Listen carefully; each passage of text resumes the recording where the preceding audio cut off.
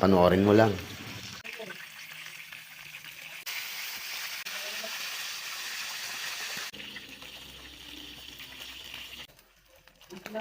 Pag okay na ang prito nating isdang tuna, magpakulo naman tayo ng tubig na may sibuyas, bawang at luya.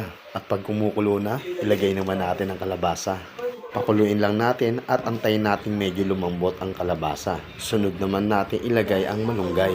Siguro, unti-unti mo na nalalaman kung anong luto ito, di ba? At kung hindi pa rin, tuloy lang ang panonood. Timplahan na natin ng sabaw, lagyan natin ng asin, at syempre hindi mawawala ang pampalasa. Ilagay lang ang tama sa ating panlasa. Sunod naman natin ilagay na ang isda o tuna. At yan ang ating laswa. Kung ikaw ay mahilig sa sinabawang isda, etong simpleng luto para sa'yo.